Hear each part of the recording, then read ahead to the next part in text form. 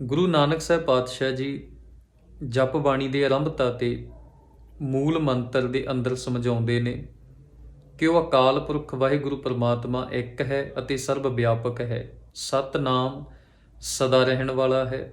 ਕਰਤਾ ਪੁਰਖ ਸ੍ਰਿਸ਼ਟੀ ਤੇ ਜੋ ਕੁਝ ਵੀ ਹੈ ਉਸ ਪਰਮਾਤਮਾ ਦਾ ਬਣਾਇਆ ਹੋਇਆ ਹੈ। ਨਿਰਭਉ, ਉਹਨੂੰ ਕਿਸੇ ਦਾ ਡਰ ਨਹੀਂ ਹੈ। ਨਿਰਵੈਰ, ਕਿਸੇ ਨਾਲ ਕੋਈ ਵੈਰ ਨਹੀਂ ਹੈ। ਅਕਾਲ ਮੂਰਤ, ਉਹ ਸਮੇਂ ਦੀਆਂ ਹੱਦਾਂ ਤੋਂ ਪਰੇ ਹੈ। ਅਤੇ ਅਜੂਨੀ, ਉਹ ਜੂਨਾਂ ਦੇ ਵਿੱਚ ਨਹੀਂ ਆਉਂਦਾ, ਭਾਵ ਜੰਮਣ ਮਰਨ ਤੋਂ ਰਹਿਤ ਹੈ। ਸਹਿ ਭੰਗ, ਉਹ ਪ੍ਰਮਾਤਮਾ ਜੇ ਜੰਮਦਾ ਨਹੀਂ ਮਰਦਾ ਨਹੀਂ ਤਾਂ ਫਿਰ ਉਹ ਪੈਦਾ ਕਿੱਥੋਂ ਹੋਇਆ? ਤਾਂ ਗੁਰੂ ਨਾਨਕ ਸਾਹਿਬ ਪਾਤਸ਼ਾਹ ਕਹਿੰਦੇ ਆਪਣੇ ਆਪ ਤੋਂ। ਤਾਂ ਅਖੀਰ ਤੇ ਗੁਰ ਪ੍ਰਸਾਦ, ਐਸਾ ਉਹ ਅਕਾਲ ਪੁਰਖ ਪਰਮਾਤਮਾ ਵਾਹਿਗੁਰੂ ਮਿਲਦਾ ਕਿਵੇਂ ਹੈ? ਉਸ ਵਾਹਿਗੁਰੂ ਪਰਮਾਤਮਾ ਗੁਰੂ ਦੀ ਕਿਰਪਾ ਦੇ ਨਾਲ।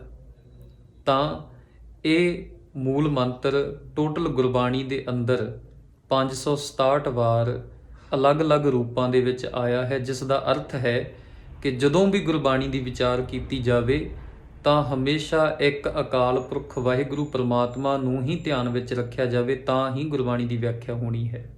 ਆਦਿ ਸੱਚ ਜੁਗਾਦ ਸੱਚ, ਹੈ ਭੀ ਸੱਚ, ਨਾਨਕ ਹੋਸੀ ਭੀ ਸੱਚ।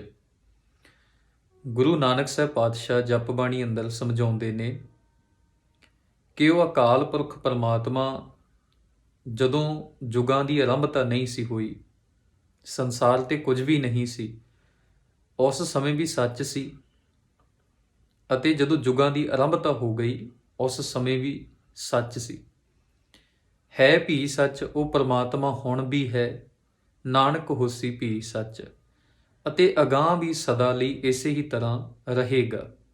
ਸੱਚ ਦਾ ਅਰਥ ਹੁੰਦਾ ਹੈ ਹੋਂਦ, ਜੋ ਸਦੀਵੀ ਰਹਿਣ ਵਾਲਾ। ਤਾਂ ਇਸੇ ਹੀ ਤਰ੍ਹਾਂ ਗੁਰਬਾਣੀ ਦੇ ਅੰਦਰ ਅਸੀਂ ਇਹ ਵੀ ਫਰਮਾਨ ਪੜ੍ਹਦੇ ਹਾਂ, ਨਿਹਚਲ ਸੱਚ ਖੁਦਾਏ ਏਕ, ਖੁਦਾਏ ਬੰਦਾ ਅਬਿਨਾਸੀ। ਕਿ ਜੇ ਕੋਈ ਇਨਸਾਨ ਉਸ ਸਦਾ ਰਹਿਣ ਵਾਲੇ ਨਿਹਚਲ ਪਰਮਾਤਮਾ ਦੇ ਨਾਲ ਜੁੜ ਜਾਏ ਤਾਂ ਉਹ ਇਨਸਾਨ ਵੀ ਆਪਣਾ ਨਾਮ ਸਦਾ ਲਈ ਸੰਸਾਰ ਤੇ ਛੱਡ ਜਾਂਦਾ ਹੈ। ਤੇ ਜਿਵੇਂ ਅਸੀਂ ਉਦਾਹਰਨ ਦੇ ਤੌਰ ਤੇ ਕਿੰਨੇ ਹੀ ਗੁਰਸਿੱਖਾਂ, ਗੁਰੂ ਸਾਹਿਬਾਨ ਉਸ ਪਰਮਾਤਮਾ ਦੇ ਨਾਲ ਜੁੜੇ ਤਾਂ ਉਹਨਾਂ ਦਾ ਵੀ ਅੱਜ ਸੰਸਾਰ ਤੇ ਨਾਮ ਹੈ। ਤੇ ਉਲਟਾ ਜਿਹੜੇ ਭੈੜੇ ਇਨਸਾਨ ਹੋਏ ਉਹਨਾਂ ਨੂੰ ਸੰਸਾਰ ਤੇ ਕੋਈ ਵੀ ਨਹੀਂ ਪੁੱਛਦਾ। ਸੋਚੈ ਸੋਚ ਨਾ ਹੋਵਈ, ਜੇ ਸੋਚੀ ਲੱਖ ਵਾਰ। ਗੁਰੂ ਨਾਨਕ ਸਾਹਿਬ ਪਾਤਸ਼ਾਹ ਜੀ ਜਪ ਬਾਣੀ ਦੀ ਪਹਿਲੀ ਪੌੜੀ ਦੇ ਅੰਦਰ ਸਮਝਾਉਂਦੇ ਨੇ ਕਿ ਭਾਵੇਂ ਮਨੁੱਖ ਲੱਖਾਂ ਵਾਰ ਇਸ਼ਨਾਨ ਕਰ ਲਏ ਪਰ ਉਹ ਫਿਰ ਵੀ ਮਨ ਕਰਕੇ ਪਵਿੱਤਰ ਨਹੀਂ ਜੇ ਹੋ ਸਕਦਾ। ਕਈ ਵਾਰ ਇਸ ਪੰਕਤੀ ਦੇ ਅਰਥ ਅਸੀਂ ਸੋਚਣ ਦੇ ਨਾਲ ਸਮਝ ਜਾਂਦੇ ਹਾਂ ਕਿ ਜੇ ਲੱਖਾਂ ਸੋਚਾਂ ਸੋਚ ਲਵੇ ਬੰਦਾ ਪਰ ਫਿਰ ਵੀ ਕੁਝ ਨਹੀਂ ਹੁੰਦਾ। ਪਰ ਨਹੀਂ, ਅਸੀਂ ਸੁਖਮਣੀ ਬਾਣੀ ਦੇ ਅੰਦਰ ਵੀ ਇਸ ਤਰ੍ਹਾਂ ਦੀ ਪੰਕਤੀ ਪੜ੍ਹਦੇ ਹਾਂ, ਸੋਚ ਕਰੇ ਦਿਨਸ ਅਰ ਰਾਤ, ਮਨ ਕੀ ਮੈਲ ਨ ਤਨ ਤੇ ਜਾਤ। ਇਸ ਦੇਹੀ ਕੋ ਬਹੁ ਸਾਧਨਾ ਕਰੇ, ਮਨ ਤੇ ਕਬਹੂ ਨਾ ਵਿਖਿਆ ਟਰੇ। ਜਲ ਧੋਵੇ ਬਹੁ ਦੇਹ ਅਨੀਤ, ਸ਼ੁੱਧ ਕਹਾਂ ਹੋਏ ਕਾਚੀ ਭੀਤ। ਉੱਥੇ ਵੀ ਗੁਰੂ ਅਰਜਨ ਸਾਹਿਬ ਪਾਤਸ਼ਾਹ ਨੇ ਕਿਹਾ ਕਿ ਇਸ ਦੇਹੀ ਦੀ ਸੁਚਮਤਾ ਕਰਦਾ ਦਿਨ ਰਾਤ, ਪਰ ਇਹ ਕੱਚੀ ਕੰਧ ਵਰਗੀ ਦੀ ਸਰੀਰ ਹੈ ਜਿਹੜਾ ਕਿਸੇ ਵੀ ਤਰੀਕੇ ਦੇ ਨਾਲ ਪਵਿੱਤਰ ਨਹੀਂ ਜੇ ਹੋ ਸਕਦਾ। ਕਿਉਂਕਿ ਮਨ ਨੂੰ ਸਾਫ਼ ਕਰਨ ਦੇ ਲਈ ਗੁਰਬਾਣੀ ਦੇ ਦੁਆਰਾ ਇਸ਼ਨਾਨ ਕਰਿਆ ਜਾਂਦਾ ਹੈ। ਗੁਰਬਾਣੀ ਅੰਦਰ ਇਹ ਵੀ ਅਸੀਂ ਪੜ੍ਹਦੇ ਹਾਂ ਕਿ ਤੀਰਥ ਨਹਾਵਣ ਜਾਉ, ਤੀਰਥ ਨਾਮ ਹੈ।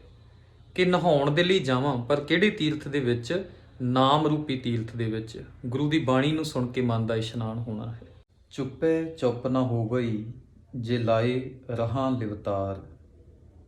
ਗੁਰੂ ਨਾਨਕ ਸਾਹਿਬ ਪਾਤਸ਼ਾਹ ਜਪਜੀ ਬਾਣੀ ਦੀ ਇਸ ਪੰਕਤੀ ਦੇ ਵਿੱਚ ਸਮਝਾਉਂਦੇ ਨੇ ਕਿ ਜ਼ੁਬਾਨ ਤੋਂ ਚੁੱਪ ਕਰ ਜਾਣ ਦੇ ਨਾਲ ਮਨ ਚੁੱਪ ਨਹੀਂ ਹੁੰਦਾ, ਮਨ ਫਿਰ ਵੀ ਨਿਰੰਤਰ ਕਿੰਨੇ ਹੀ ਫੁਰਨਿਆਂ ਦੇ ਵਿੱਚ ਚੱਲਦਾ ਰਹਿੰਦਾ। ਤਾਂ ਜੇ ਤੂੰ ਧਾਰਮਿਕ ਇਨਸਾਨ ਹੈ, ਜੇ ਤੂੰ ਮੰਨਦਾ ਹੈ ਕਿ ਮੈਂ ਧਰਮੀ ਹਾਂ, ਤਾਂ ਗੁਰਬਾਣੀ ਦੇ ਅੰਦਰ ਇਹ ਫਰਮਾਨ ਮਿਲਦਾ, ਬੋਲ ਸੋ ਧਰਮੀ ਅੜਿਆ, ਮੋਨ ਕਤ ਧਾਰੀ ਰਾਮ। ਕਿ ਜੇ ਤੂੰ ਧਾਰਮਿਕ ਇਨਸਾਨ ਹੈ ਤਾਂ ਮੋਨ ਨਾ ਧਾਰ, ਭਾਵ ਜ਼ੁਬਾਨ ਤੋਂ ਚੁੱਪ ਨਾ ਕਰ, ਚੁੱਪ ਕਰਕੇ ਨਾ ਬੈਠ। ਤਾਂ ਜਿੱਥੇ ਸੱਚ ਬੋਲਣ ਦੀ ਲੋੜ ਹੈ ਉੱਥੇ ਸੱਚ ਬੋਲ, ਅਤੇ ਸਮਾਜ ਨੂੰ ਅਗਿਆਨਤਾ ਦੇ ਵਿੱਚੋਂ ਕੱਢ। ਤੇ ਗੁਰਬਾਣੀ ਅੰਦਰ ਅਸੀਂ ਇਹ ਵੀ ਪੜ੍ਹਦੇ ਹਾਂ, ਸੱਚ ਸੁਣਾਏ ਸੀ ਸੱਚ ਕੀ ਵੇਲਾ, ਕਿ ਸੱਚ ਬੋਲਣ ਦਾ ਫਾਇਦਾ ਤਾਂ ਹੁੰਦਾ ਜੇ ਉਹ ਸਮੇਂ ਤੇ ਬੋਲਿਆ ਜਾਵੇ। ਬਾਅਦ ਵਿੱਚ ਕਹਿੰਦੇ ਰਹਿਣਾ ਕਿ ਮੈਨੂੰ ਸੱਚ ਬੋਲਣਾ ਚਾਹੀਦਾ ਸੀ, ਜਾਂ ਬਾਅਦ ਵਿੱਚ ਬੋਲਿਆ ਹੋਇਆ ਸੱਚ ਕਿਸੇ ਦੇ ਵੀ ਲਾਹੇ ਜਾਂ ਲਾਭ ਦੇ ਵਿੱਚ ਨਹੀਂ ਹੁੰਦਾ। ਤਾਂ ਕਰਕੇ ਸਮੇਂ ਤੇ ਜ਼ੁਬਾਨ ਨੂੰ ਖੋਲ੍ਹਣਾ ਚਾਹੀਦਾ ਹੈ। ਭੁੱਖਿਆਂ ਭੁੱਖ ਨ ਉਤਰੀ, ਜੇ ਬੰਨਾ ਪੁਰੀਆਂ ਭਾਰ। ਗੁਰੂ ਨਾਨਕ ਸਾਹਿਬ ਪਾਤਸ਼ਾਹ ਜਪ ਬਾਣੀ ਦੀ ਇਸ ਪੰਕਤੀ ਦੇ ਵਿੱਚ ਸਮਝਾਉਂਦੇ ਨੇ ਕਿ ਤ੍ਰਿਸ਼ਨਾ ਦੀ ਭੁੱਖ ਕਿਸੇ ਦੀ ਵੀ ਕਦੇ ਮੁੱਕਦੀ ਨਹੀਂ, ਭਾਵੇਂ ਕਿ ਪੈਸਿਆਂ ਦੀਆਂ, ਹੀਰੇ ਜਵਾਹਰਾਤਾਂ ਦੀਆਂ ਪੰਡਾਂ ਬੰਨ੍ਹ ਕੇ ਵੀ ਰੱਖ ਲਈਏ। ਤੇ ਗੁਰਬਾਣੀ ਦੇ ਅੰਦਰ ਅਸੀਂ ਇਸ ਤਰ੍ਹਾਂ ਵੀ ਪੜ੍ਹਦੇ ਹਾਂ ਕਿ ਸਹਿਸ ਖੱਟੇ ਲੱਖ ਕੋਠ ਧਾਵੈ, ਤ੍ਰਿਪਤ ਨ ਆਵੈ ਮਾਇਆ ਪਾਛੈ ਪਾਵੈ। ਸਹਿਸ ਦਾ ਅਰਥ ਹੁੰਦਾ ਹੈ ਹਜ਼ਾਰਾਂ, ਕਿ ਜੇ ਕਿਸੇ ਕੋਲੇ ਹਜ਼ਾਰਾਂ ਨੇ ਤਾਂ ਉਹ ਲੱਖਾਂ ਦੇ ਵਿੱਚ ਪੈਸੇ ਚਾਹੁੰਦਾ ਹੈ, ਜੇ ਕਿਸੇ ਕੋਲੇ ਲੱਖਾਂ ਨੇ ਤਾਂ ਉਹ ਕਰੋੜਾਂ ਦੇ ਵਿੱਚ ਚਾਹੁੰਦਾ ਹੈ। ਤੇ ਜਿਹੜੀ ਤ੍ਰਿਪਤ ਹੈ, ਜਿਹੜੀ ਸੰਤੋਖ ਸਬਰ ਦੀ ਭਾਵਨਾ ਹੈ, ਉਹ ਕਦੇ ਵੀ ਪੈਦਾ ਨਹੀਂ ਹੁੰਦੀ। ਇਸੇ ਹੀ ਤਰ੍ਹਾਂ ਅਸੀਂ ਸ਼ਬਦ ਪੜ੍ਹਦੇ ਹਾਂ, ਤ੍ਰਿਸ਼ਨਾ ਵਿਰਲੇ ਹੀ ਕੀ ਬੁਝੀ ਹੈ, ਕੋਟ ਜੋਰੇ ਲੱਖ ਕਰੋੜੇ ਮਨ ਨਾ ਹੋਰੇ, ਪਰੇ ਪਰੇ ਕੋ ਲੁਝੀ ਹੈ। ਕਿ ਤ੍ਰਿਸ਼ਨਾ ਕਿਸੇ ਵਿਰਲੇ ਹੀ ਮਨੁੱਖ ਦੀ ਬੁਝਦੀ ਹੈ, ਨਹੀਂ ਤੇ ਸੇਮ ਅਰਥ ਨੇ ਕਿ ਲੱਖਾਂ ਤੋਂ ਕਰੋੜਾਂ ਅਰਬਾਂ ਤੱਕ ਬੰਦਾ ਚਾਹੁੰਦਾ ਹੈ। ਸੋ ਵਾਹਿਗੁਰੂ ਸਬਰ ਬਖਸ਼ਣ। ਜਿੱਥੇ ਮਾਇਆ ਧਨ ਅਸੀਂ ਉਹਨਾਂ ਤੋਂ ਮੰਗਦੇ ਹਾਂ, ਉੱਥੇ ਸਬਰ, ਸੰਤੋਖ, ਨਿਮਰਤਾ, ਪਿਆਰ ਵੀ ਉਸ ਪਰਮਾਤਮਾ ਤੋਂ ਮੰਗਣਾ ਚਾਹੀਦਾ ਹੈ। ਸਹਿ ਸਿਆਣਪਾਂ ਲੱਖ ਹੋਹੇ, ਤਾਂ ਇੱਕ ਨਾ ਚੱਲੇ ਨਾਲ। ਗੁਰੂ ਨਾਨਕ ਸਾਹਿਬ ਪਾਤਸ਼ਾਹ ਜਪ ਬਾਣੀ ਦੀ ਇਸ ਪੰਕਤੀ ਦੇ ਵਿੱਚ ਸਮਝਾਉਂਦੇ ਨੇ ਕਿ ਭਾਵੇਂ ਕਿ ਮਨੁੱਖ ਦੇ ਵਿੱਚ ਲੱਖਾਂ ਚਤੁਰਾਈਆਂ ਚਲਾਕੀਆਂ ਹੋਣ, ਪਰ ਉਹ ਰੱਬ ਦੇ ਅੱਗੇ ਇੱਕ ਵੀ ਚਲਾਕੀ ਚਤੁਰਾਈ ਨਹੀਂ ਚੱਲਦੀ। ਤੇ ਅਸੀਂ ਗੁਰਬਾਣੀ ਅੰਦਰ ਇਸ ਤਰ੍ਹਾਂ ਵੀ ਪੜ੍ਹਦੇ ਹਾਂ, ਇਹ ਮਨ ਚੰਚਲਾ ਚਤੁਰਾਈ ਕਿਨੇ ਨਾ ਪਾਇਆ। ਕਿ ਮਨ ਚੰਚਲ, ਚਤੁਰਾਈਆਂ ਦੇ ਨਾਲ ਤੂੰ ਸੱਚਾ ਨਹੀਂ ਬਣ ਸਕਦਾ। ਤੇਰਾ ਜਿਹੜਾ ਅਸਲੀ ਚਿਹਰਾ ਏ ਉਹ ਸਾਹਮਣੇ ਆ ਜਾਣਾ ਏ, ਕਿਉਂਕਿ ਜੋ ਵੀ ਮਨੁੱਖ ਬੀਜਦਾ ਏ ਉਹ ਸਾਹਮਣੇ ਆ ਕੇ ਜ਼ਰੂਰ ਰਹਿੰਦਾ ਏ, ਭਾਵੇਂ ਮਨੁੱਖ ਕਿੰਨਾ ਹੀ ਚਲਾਕ ਕਿਉਂ ਨਾ ਹੋਵੇ। ਗੁਰੂ ਨਾਨਕ ਸਾਹਿਬ ਪਾਤਸ਼ਾਹ ਜੀ ਜਪ ਬਾਣੀ ਦੀ ਪਹਿਲੀ ਪੌੜੀ ਦੀਆਂ ਅਖੀਰਲੀਆਂ ਪੰਕਤੀਆਂ ਦੇ ਵਿੱਚ ਸਮਝਾਉਂਦੇ ਨੇ ਕਿ ਕਿਵੇਂ ਸਚਿਆਰਾ ਹੋਈ ਹੈ, ਕਿਵੇਂ ਕੂੜੇ ਟੁੱਟੇ ਪਾਲ। ਕਿ ਮਨੁੱਖ ਨੇ ਕਿਵੇਂ ਸਚਿਆਰਾ ਹੋਣਾ ਹੈ, ਜਿਸ ਦੇ ਨਾਲ ਜਿਹੜੀ ਕੂੜ ਦੀ ਕੰਧ ਹੈ, ਝੂਠ ਦੀ ਕੰਧ ਮਨੁੱਖ ਦੇ ਮਨ ਦੇ ਅੰਦਰ ਬਣੀ ਹੋਈ ਹੈ, ਉਹ ਢਹਿ ਸਕੇ। ਤਾਂ ਇਸੇ ਹੀ ਪੰਕਤੀਆਂ ਦੇ ਅਰਥ ਪੂਰੇ ਗੁਰੂ ਗ੍ਰੰਥ ਸਾਹਿਬ ਜੀ ਦੀ ਬਾਣੀ ਦੇ ਉੱਪਰ ਲਾਗੂ ਹੁੰਦੇ ਨੇ। ਪੂਰੀ ਬਾਣੀ ਨੂੰ ਪੜ੍ਹ ਕੇ ਅਸੀਂ ਆਪਣੇ ਆਪ ਦੇ ਜੀਵਨ ਦੇ ਵਿੱਚ ਰੋਜ਼ਾਨਾ ਦੇ ਤੌਰ ਤੇ ਕਿਵੇਂ ਸੁਧਾਰ ਲਿਆਉਣਾ ਹੈ। ਤਾਂ ਗੁਰਬਾਣੀ ਦੇ ਅੰਦਰ ਅਸੀਂ ਇਸ ਤਰ੍ਹਾਂ ਵੀ ਪੜ੍ਹਦੇ ਹਾਂ, ਮਨ ਸਮਝਾਵਣ ਕਾਰਨੇ ਕਛੁਅਕ ਪੜ੍ਹੀਏ ਗਿਆਨ। ਕਿ ਗੁਰਬਾਣੀ ਨੂੰ ਗਿਣਤੀਆਂ ਮਿਣਤੀਆਂ ਦੇ ਨਾਲ ਨਹੀਂ ਪੜ੍ਹਨਾ ਹੈ ਕਿ ਮੈਂ ਜਪਜੀ ਸਾਹਿਬ ਦੇ, ਸੁਖਮਨੀ ਸਾਹਿਬ ਦੇ ਜਾਂ ਕਿਸੇ ਹੋਰ ਬਾਣੀ ਦੇ ਇੰਨੇ ਪਾਠ ਕਰਦਾ। ਨਹੀਂ, ਉਹ ਠੀਕ ਹੈ ਆਪਣੇ ਆਪ ਦੀ ਮਨ ਦੀ ਸੰਤੁਸ਼ਟੀ ਦੇ ਲਈ ਭਾਵੇਂ ਕੋਈ ਕਿੰਨੇ ਹੀ ਪਾਠ ਕਰ ਲੇ, ਪਰ ਗੁਰਬਾਣੀ ਨੂੰ ਪੜ੍ਹਨ ਦਾ ਅਰਥ ਹਮੇਸ਼ਾ ਹੀ ਇਹ ਹੁੰਦਾ ਏ, ਮਨ ਸਮਝਾਵਣ ਕਾਰਨੇ। ਮਨ ਨੂੰ ਸਮਝਾਉਣ ਦੇ ਲਈ ਭਾਵੇਂ ਥੋੜ੍ਹੀਆਂ ਹੀ ਪੰਕਤੀਆਂ ਪੜ੍ਹ ਲਓ, ਉਹਦੇ ਨਾਲ ਹੀ ਜੀਵਨ ਦੇ ਵਿੱਚ ਬਦਲਾਵ ਆ ਜਾਂਦਾ ਏ। ਹੁਕਮ ਰਜ਼ਾਈ ਚੱਲਣਾ ਨਾਨਕ ਲਿਖਿਆ ਨਾਲ। ਗੁਰੂ ਨਾਨਕ ਸਾਹਿਬ ਪਾਤਸ਼ਾਹ ਜਪ ਬਾਣੀ ਅੰਦਰ ਸਮਝਾਉਂਦੇ ਨੇ ਕਿ ਉਸ ਪਰਮਾਤਮਾ ਦੀ ਰਜ਼ਾ, ਹੁਕਮ ਦੇ ਅਨੁਸਾਰ ਜੀਵਨ ਵਿੱਚ ਰਹਿਣਾ ਹੀ ਸਾਨੂੰ ਉਸ ਪਰਮਾਤਮਾ ਦੇ ਲਾਗੇ ਕਰ ਸਕਦਾ ਹੈ। ਤੇ ਇਹਦਾ ਡੂੰਘਾਈ ਦੇ ਨਾਲ ਦੇਖੀਏ ਤੇ ਅਰਥ ਇਹ ਹੁੰਦਾ ਹੈ, ਬਹੁਤ ਵਾਰ ਜੀਵਨ ਦੇ ਵਿੱਚ ਅਸੀਂ ਸਾਡੇ ਪਲਾਨਸ ਬਣਾਉਂਦੇ ਹਾਂ, ਜ਼ਿੰਦਗੀ ਦੀ ਇੱਕ ਇਮੈਜੀਨੇਸ਼ਨ ਕਰਦੇ ਹਾਂ ਕਿ ਜਿਵੇਂ ਮੈਂ ਚਾਹੁੰਦਾ ਉਵੇਂ ਸਭ ਕੁਝ ਹੋਵੇ, ਪਰ ਹੁੰਦਾ ਉਹਦੇ ਉਲਟ ਹੈ। ਜਿਵੇਂ ਅਸੀਂ ਚਾਹੁੰਦੇ ਹਾਂ ਉਵੇਂ ਕਈ ਵਾਰ ਕੁਝ ਵੀ ਨਹੀਂ ਹੁੰਦਾ, ਸਭ ਕੁਝ ਉਲਟਾ ਹੀ ਜਿਵੇਂ ਪਰਮਾਤਮਾ ਚਾਹੁੰਦਾ ਹੈ ਉਵੇਂ ਵਾਪਰਦਾ ਹੈ। ਤੇ ਉਸ ਦੇ ਵਿੱਚ ਕਈ ਵਾਰ ਸਾਨੂੰ ਬਹੁਤ ਵੱਡੇ ਘਾਟੇ, ਦੁੱਖ, ਪਰੇਸ਼ਾਨੀਆਂ, ਫੇਲੀਅਰ, ਬਹੁਤ ਕੁਝ ਵੇਖਣਾ ਪੈਂਦਾ। ਉਸ ਸਮੇਂ ਦੇ ਵਿੱਚ ਮਨੁੱਖ ਇਹ ਮਹਿਸੂਸ ਕਰਦਾ ਕਿ ਮੇਰੇ ਕੋਲ ਕੁੱਖ ਨਹੀਂ ਰਿਹਾ, ਮੈਂ ਬਰਬਾਦ ਹੋ ਗਿਆ। ਇਹੋ ਹੀ ਹੈ ਪਰਮਾਤਮਾ ਦੀ ਰਜ਼ਾ, ਕਿ ਜ਼ਿੰਦਗੀ ਨੂੰ ਚੱਲਦਿਆਂ, ਬਤੀਤ ਕਰਦਿਆਂ ਬਹੁਤ ਕੁਝ ਸਾਡੇ ਹੱਥ ਵਿੱਚ ਨਹੀਂ ਹੁੰਦਾ। ਸਮਾਂ, ਆਸੇ-ਪਾਸੇ ਸਾਡੇ ਲੋਕਾਂ ਦਾ ਕਿੱਦਾਂ ਦਾ ਪ੍ਰਭਾਵ ਹੈ, ਬਹੁਤ ਚੀਜ਼ਾਂ ਨਹੀਂ ਹੁੰਦੀਆਂ ਹੱਥ ਵਿੱਚ। ਤਾਂ ਰਜ਼ਾ ਦਾ ਅਰਥ ਇਹ ਹੈ ਫਿਰ ਤੱਤੀ ਤਵੀ ਵੀ ਮਨਜ਼ੂਰ ਹੈ, ਫਿਰ ਦਿੱਲੀ ਵਿੱਚ ਜਾ ਕੇ ਸੀਸ ਦੇਣਾ ਇਹ ਵੀ ਮਨਜ਼ੂਰ ਹੈ, ਫਿਰ ਜੇ ਨੀਹਾਂ ਦੇ ਵਿੱਚ ਖੜਨਾ ਪੈ ਗਿਆ ਹਾਲਾਤਾਂ ਦੇ ਅਨੁਸਾਰ ਉਹ ਵੀ ਮਨਜ਼ੂਰ ਹੈ, ਪਰਿਵਾਰ ਨੂੰ ਸਾਰੇ ਨੂੰ ਕੁਰਬਾਨ ਕਰਨਾ ਪੈ ਗਿਆ ਉਹ ਵੀ ਮਨਜ਼ੂਰ ਹੈ। ਇਹੀ ਰਜਾ ਹੈ ਕਿ ਜੇ ਸੁੱਖ ਹੈ ਤਾਂ ਵੀ ਰਜਾ, ਤੇ ਜੇ ਬਹੁਤ ਵੱਡੇ ਦੁੱਖ ਵੀ ਆ ਗਏ ਤਾਂ ਵੀ ਪਰਮਾਤਮਾ ਦੀ ਰਜਾ ਦੇ ਵਿੱਚ ਹੀ ਰਹਿਣਾ।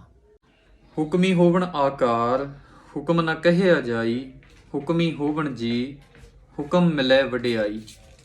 ਗੁਰੂ ਨਾਨਕ ਸਾਹਿਬ ਪਾਤਸ਼ਾਹ ਜੀ ਜਪ ਬਾਣੀ ਦੀ ਦੂਸਰੀ ਪੌੜੀ ਦੇ ਅੰਦਰ ਸਮਝਾਉਂਦੇ ਨੇ ਕਿ ਉਸ ਅਕਾਲ ਪੁਰਖ ਪਰਮਾਤਮਾ ਦੇ ਹੁਕਮ ਦੇ ਵਿੱਚ ਹੀ ਜੀਵ ਜੰਤੂ ਸੰਸਾਰ ਤੇ ਪੈਦਾ ਹੁੰਦੇ ਨੇ, ਤੇ ਉਸ ਦੇ ਹੁਕਮ ਦੇ ਵਿੱਚ ਹੀ ਮਨੁੱਖ ਨੂੰ ਸੰਸਾਰ ਦੇ ਅੰਦਰ ਸੋਭਾ ਮਿਲਦੀ ਹੈ।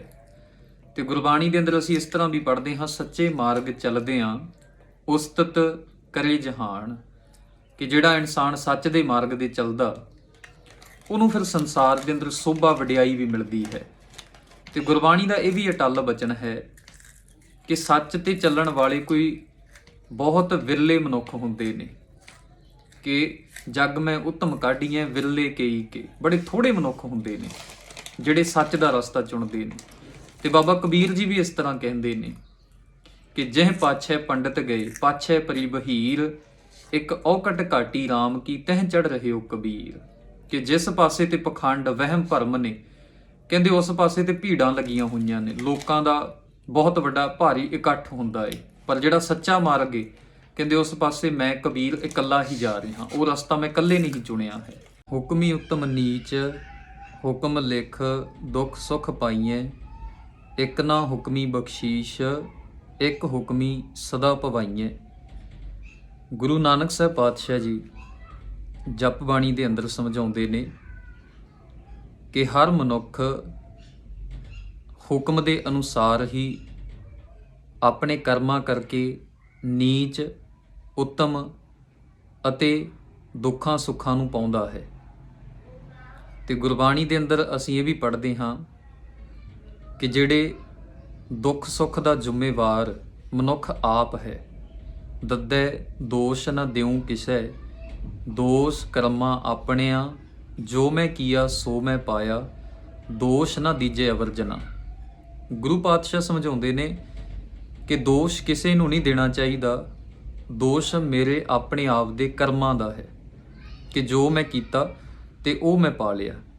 ਤੇ ਇੱਕ ਨਾ ਹੁਕਮੀ ਬਖਸ਼ੀਸ਼ ਇੱਕ ਹੁਕਮੀ ਸਦਾ ਭਵਾਈਏ। ਇੱਕ ਇਸ ਤਰ੍ਹਾਂ ਦੇ ਇਨਸਾਨ ਨੇ ਜਿਨ੍ਹਾਂ ਨੂੰ ਹੁਕਮ ਦੇ ਵਿੱਚ ਬਖਸ਼ਿਸ਼ ਹੁੰਦੀ ਏ। ਜਿਵੇਂ ਗੁਰਬਾਣੀ ਦੀ ਇਹ ਪੰਕਤੀ ਹਰ ਕਿਸੇ ਨੂੰ ਆਉਂਦੀ ਏ, ਨੱਕ ਨੱਥ ਖਸਮ ਹੱਥ ਕਿਰਤ ਤੱਕੇ ਦੇ, ਜਹਾਂ ਦਾਣੇ ਤਹਾਂ ਖਾਣੇ ਨਾਨਕਾ ਸੱਚ ਹੈ। ਕਿਰਤ ਦਾ ਅਰਥ ਹੁੰਦਾ ਹੈ ਸੁਭਾਅ। ਜਿਸ ਤਰ੍ਹਾਂ ਦਾ ਅਸੀਂ ਸੁਭਾਅ ਬਣਾ ਲੈਂਦੇ ਹਾਂ ਫਿਰ ਉਹਦੇ ਅਨੁਸਾਰ ਮਨੁੱਖ ਧੱਕੇ ਖਾਂਦਾ ਹੈ, ਕਈ ਬਖਸ਼ਿਸ਼ ਪ੍ਰਾਪਤ ਕਰਦੇ ਨੇ। ਹੁਕਮੇ ਅੰਦਰ ਸਭ ਕੋ ਬਾਹਰ ਹੁਕਮ ਨਾ ਕੋਏ, ਨਾਨਕ ਹੁਕਮੇ ਜੇ ਬੁੱਝੇ ਤਾਂ ਹਉਮੈ ਕਹੈ ਨਾ ਕੋਏ। ਗੁਰੂ ਨਾਨਕ ਸਾਹਿਬ ਪਾਤਸ਼ਾਹ ਇਹਨਾਂ ਪੰਕਤੀਆਂ ਦੇ ਵਿੱਚ ਸਮਝਾਉਂਦੇ ਨੇ ਕਿ ਇਹ ਬ੍ਰਹਿਮੰਡ, ਕੁਦਰਤ, ਜੀਵਾਂ ਦਾ ਆਉਣਾ ਜਾਣਾ, ਇਹ ਉਸ ਸਭ ਕੁਝ ਅਕਾਲ ਪੁਰਖ ਪਰਮਾਤਮਾ ਦੇ ਹੱਥ ਵਿੱਚ ਹੈ। ਤੇ ਜੇ ਕੋਈ ਮਨੁੱਖ ਇਹ ਸਮਝ ਜਾਏ ਕਿ ਹੁਕਮ ਤੋਂ ਬਾਹਰ ਕੁਝ ਵੀ ਨਹੀਂ, ਤਾਂ ਹਉਮੈ ਕਹੈ ਨਾ ਕੋਈ, ਫਿਰ ਉਹ ਮੈਂ ਮੇਰੀ ਦੀਆਂ ਗੱਲਾਂ ਕਦੇ ਨਹੀਂ ਕਰਦਾ, ਕਿਉਂਕਿ ਉਹਨੂੰ ਪਤਾ ਹੁੰਦਾ ਹੈ ਜੋ ਕੁਝ ਵੀ ਕਰਨਾ ਉਸ ਅਕਾਲ ਪੁਰਖ ਪਰਮਾਤਮਾ ਨੇ ਕਰਨਾ। ਤਾਂ ਇਹ ਗੱਲ ਬਾਬਾ ਕਬੀਰ ਜੀ ਇੱਕ ਥਾਂ ਤੇ ਕਹਿੰਦੇ ਨੇ, ਕਬੀਰ ਨਾ ਹਮ ਕੀਆ ਨਾ ਕਰਾਂਗੇ, ਨਾ ਕਰ ਸਕੇ ਸ਼ਰੀਰ, ਕਿਆ ਜਾਨੋ ਕਿਛ ਹਰ ਕੀਆ, ਭਇਓ ਕਬੀਰ ਕਬੀਰ। ਕਿ ਕਬੀਰ ਮੇਰੇ ਸਰੀਰ ਦੀ ਇੰਨੀ ਪਾਇਆ ਨਹੀਂ ਕਿ ਮੈਂ ਕੁਝ ਕਰ ਸਕਾਂ, ਜੋ ਕੁਝ ਵੀ ਕਰਦਾ ਹੈ ਉਹ ਪਰਮਾਤਮਾ ਹੀ ਕਰਦਾ ਹੈ। ਤੇ ਗੁਰਬਾਣੀ ਇਸ ਤਰ੍ਹਾਂ ਵੀ ਸਮਝਾਉਂਦੀ ਹੈ, ਹਮ ਆਦਮੀ ਹਾਂ ਇੱਕਦਮੀ ਮੋਹਲਤ ਮੋਹਤ ਨਾ ਜਾਣਾ। ਕਿ ਸਰੀਰ ਓਨਾ ਹੀ ਸਮਾਂ ਹੈ ਜਿੰਨਾ ਟਾਈਮ ਸਵਾਸ ਆ ਰਿਹਾ ਹੈ, ਨਹੀਂ ਤਾਂ ਇੱਕ ਸਵਾਸ ਰੁਕਿਆ ਤੇ ਇਹ ਸਰੀਰ ਮਿੱਟੀ ਹੋ ਜਾਂਦਾ ਹੈ। ਤਾਂ ਕਰਕੇ ਹੁਕਮੇ ਅੰਦਰ ਸਭ ਕੋ ਬਾਹਰ ਹੁਕਮ ਨਾ ਕੋਏ, ਉਸ ਦੀ ਰਜਾ ਦੇ ਵਿੱਚ ਹੀ ਇਹ ਸਭ ਕੁਝ। ਗਾਵੇ ਕੋ ਤਾਣ ਹੋਵੇ ਕਿਸੇ ਤਾਣ, ਗਾਵੇ ਕੋ ਦਾਤ ਜਾਣੇ ਨਿਸ਼ਾਨ, ਗਾਵੇ ਕੋ ਗੁਣ ਵਡਿਆਈਆਂ ਚਾਰ। ਗੁਰੂ ਨਾਨਕ ਸਾਹਿਬ ਪਾਤਸ਼ਾਹ ਜੀ ਜਪ ਬਾਣੀ ਦੀ ਤੀਸਰੀ ਪੌੜੀ ਦੀਆਂ ਪਹਿਲੀਆਂ ਪੰਕਤੀਆਂ ਦੇ ਵਿੱਚ ਸਮਝਾਉਂਦੇ ਨੇ ਕਿ ਜਿਸ ਮਨੁੱਖ ਦੀ ਜਿੰਨੀ ਕੁ ਸਮਰੱਥਾ ਹੁੰਦੀ ਹੈ ਉਹ ਉਸ ਪਰਮਾਤਮਾ ਦੇ ਤਣ, ਉਸ ਦੇ ਬਲ ਨੂੰ ਗਾਉਂਦਾ ਹੈ। ਜਿਵੇਂ ਗੁਰਬਾਣੀ ਦੇ ਅੰਦਰ ਅਸੀਂ ਪੜ੍ਹਦੇ ਹਾਂ, ਭੈ ਵਿੱਚ ਪਵਨ ਬਹੈ ਸਦਵਾਓ, ਭੈ ਵਿੱਚ ਚੱਲੇ ਲੱਖ ਦਰਿਆਓ, ਭੈ ਵਿੱਚ ਅਗਨ ਕੱਢੇ ਵੇਗਾਰ। ਕਿ ਉਸ ਪਰਮਾਤਮਾ ਦੀ ਤਾਕਤ ਇੰਨੀ ਹੈ, ਉਹਦੇ ਹੁਕਮ ਦੇ ਵਿੱਚ ਹੀ ਇਹ ਬ੍ਰਹਿਮੰਡ, ਚੰਦ, ਸੂਰਜ, ਧਰਤੀ, ਗਲੈਕਸੀਆਂ, ਸਾਰਾ ਸੰਸਾਰ ਉਸ ਦੇ ਹੁਕਮ ਦੇ ਅਨੁਸਾਰ ਚੱਲ ਰਿਹਾ ਹੈ। ਤੇ ਕੋਈ ਮਨੁੱਖ ਗਾਵੇ ਕੋ ਦਾਤ ਜਾਣੇ ਨਿਸ਼ਾਨ, ਉਹਦੀਆਂ ਦਾਤਾਂ ਦਾ ਸ਼ੁਕਰਾਨਾ ਕਰਕੇ ਉਸ ਪਰਮਾਤਮਾ ਨੂੰ ਗਾਉਂਦਾ ਹੈ ਕਿ ਪਰਮਾਤਮਾ ਨੇ ਔਕਾਤ ਤੋਂ ਵੱਧ ਦਿੱਤਾ ਹੈ। ਤੇ ਕੋਈ ਮਨੁੱਖ ਇਸ ਧਰਤੀ ਤੇ ਸਭ ਕੁਝ ਜੋ ਵਿਆਪ ਰਿਹਾ ਹੈ ਉਹਦੀ ਕੁਦਰਤ ਨੂੰ ਵੇਖ ਕੇ ਗਾਉਂਦਾ ਹੈ। ਜਿਵੇਂ ਗੁਰਬਾਣੀ ਦੇ ਅੰਦਰ ਅਸੀਂ ਪੜ੍ਹਦੇ ਹਾਂ, ਬਲਿਹਾਰੀ ਕੁਦਰਤ ਵਸਿਆ ਤੇਰਾ ਅੰਤ ਨਾ ਜਾਈ ਲਖਿਆ। ਕਿ ਉਹ ਪਰਮਾਤਮਾ ਇਸ ਕੁਦਰਤ ਦੇ ਵਿੱਚ ਹੀ ਸਮਾਇਆ ਹੋਇਆ ਹੈ। ਜਿਵੇਂ ਅਸੀਂ ਇਹ ਵੀ ਗੁਰਬਾਣੀ ਦੇ ਅੰਦਰ ਪੜ੍ਹਦੇ ਹਾਂ ਕਿ ਜਿਹ ਠਾਕੁਰ ਕੋ ਸੁਣਤ ਅਗਾਧ ਬੋਧ ਸੋ ਹਿਰਦੈ ਗੁਰਦਇਆ। ਕਿ ਜਿਸ ਪਰਮਾਤਮਾ ਨੂੰ ਮੈਂ ਖੰਡਾਂ ਬ੍ਰਹਿਮੰਡਾਂ ਦਾ ਮਾਲਕ ਸੁਣਿਆ, ਉਹ ਪਰਮਾਤਮਾ ਮੇਰੇ ਹਿਰਦੇ ਦੇ ਵਿੱਚ ਆ ਕੇ ਵਸ ਗਿਆ। ਗਾਵੇ ਕੋ ਵਿਦਿਆ ਵਿਖਮ ਵਿਚਾਰ, ਗਾਵੇ ਕੋ ਸਾਜ ਕਰੇ ਤਨਖੇ, ਗਾਵੇ ਕੋ ਜੀ ਲੈ ਫਿਰਦੇ। ਗੁਰੂ ਨਾਨਕ ਸਾਹਿਬ ਪਾਤਸ਼ਾਹ ਜੀ ਜਪ ਬਾਣੀ ਦੀ ਤੀਸਰੀ ਪੌੜੀ ਦੀ ਇਹਨਾਂ ਪੰਕਤੀਆਂ ਦੇ ਵਿੱਚ ਸਮਝਾਉਂਦੇ ਨੇ ਕਿ ਕੋਈ ਮਨੁੱਖ ਉਸ ਪਰਮਾਤਮਾ ਨੂੰ ਬਹੁਤੇ ਕਠਿਨ ਸ਼ਬਦਾਂ ਜਾਂ ਗ੍ਰੰਥਾਂ ਨੂੰ ਪੜ੍ਹ ਕਰਕੇ ਗਾਉਣ ਦਾ ਯਤਨ ਕਰਦਾ ਹੈ, ਅਤੇ ਕੋਈ ਮਨੁੱਖ ਇਸ ਤਰ੍ਹਾਂ ਉਹਦੀਆਂ ਵਡਿਆਈਆਂ ਨੂੰ ਗਾਉਂਦਾ ਹੈ ਕਿ ਉਹ ਪਰਮਾਤਮਾ ਸਰੀਰ ਨੂੰ ਸਾਜ ਕੇ ਫਿਰ ਉਹਨੂੰ ਮਿੱਟੀ ਕਰ ਦਿੰਦਾ ਹੈ ਤੇ ਹੋਰ ਸਰੀਰਾਂ ਦੇ ਵਿੱਚ, ਦੇਹਾਂ ਦੇ ਵਿੱਚ ਜਿੰਦ ਨੂੰ ਪਾ ਦਿੰਦਾ ਹੈ।